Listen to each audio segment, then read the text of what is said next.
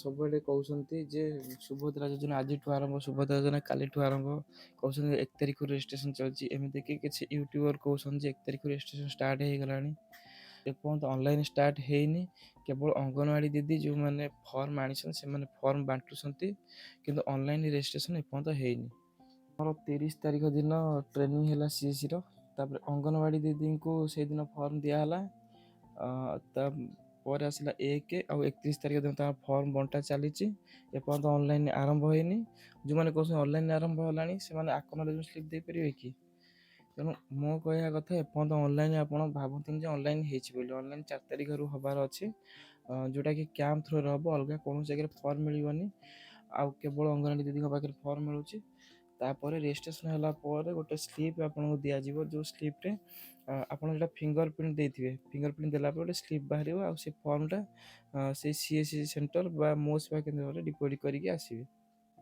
ହଁ, ଏଥିପାଇଁ ଡକୁମେଣ୍ଟସ୍ କ'ଣ ଦରକାର? ଡକୁମେଣ୍ଟସ୍ କ'ଣ କରିବେ ନା, ନେଇକି ଯିବେ। ଯେତେବେଳେ ଏନରୋଲମେଣ୍ଟ ହେବ, ଆପଣଙ୍କୁ ଗୋଟେ ଫର୍ମ ତ ଏବେ ଦେଇଥିବେ ଅଙ୍ଗନବାଡ଼ି ଦିଦି, ଡେଟ୍ ପକାଇଥିବେ ଯେ କେଉଁ ଡେଟ୍ରେ ଯାଇକି ଏନରୋଲମେଣ୍ଟ କରିବେ କ୍ୟାମ୍ପରେ, ପଞ୍ଚାୟତ ଅଫିସ୍ ଯେଉଁଠି ହେଇଥିବ।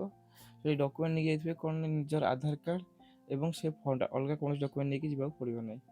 ଯେ ପର୍ଯ୍ୟନ୍ତ ଆପଣ ପାଇନାହାନ୍ତି ଆପଣଙ୍କର ଯେଉଁ ଆକ୍ନଲେଜମେଣ୍ଟ ସ୍ଲିପ୍, ଯେଉଁଟାକି ଟିପ ଚିହ୍ନ ଦେଇକି ଯେତେବେଳେ ଏନରୋଲମେଣ୍ଟ ହେବ ସେତେବେଳେ ଟିପ ଚିହ୍ନ ଦେବେ, ଫିଙ୍ଗର ପ୍ରିଣ୍ଟ ଦେବେ, କିମ୍ବା ଆପଣଙ୍କ ଆଖି ଦେଖେଇକି OTP ସିଷ୍ଟମରେ ବି ହେଇପାରିବ। ଦେଲା ପରେ ସେଠି ଯେଉଁ ଆକ୍ନଲେଜମେଣ୍ଟ ସ୍ଲିପ୍ ଯେପର୍ଯ୍ୟନ୍ତ ପାଇନାହାନ୍ତି ସେ ପର୍ଯ୍ୟନ୍ତ ଭାବିବେନି ଯେ ଆପଣଙ୍କର ହେଇଗଲା ବୋଲିକି, ଫର୍ମ ଆପ୍ଲାଏ ହେଇଗଲା। ଆଉ ସେଥିପାଇଁ ଯେଉଁ ଯଦି ଆପ୍ଲାଏ ହେଇନଥିବ ତାହେଲେ ଆପଣ ଫର୍ମଟା ଖାଲି ଧରିକି ରଖିଥିବେ ଘରେ।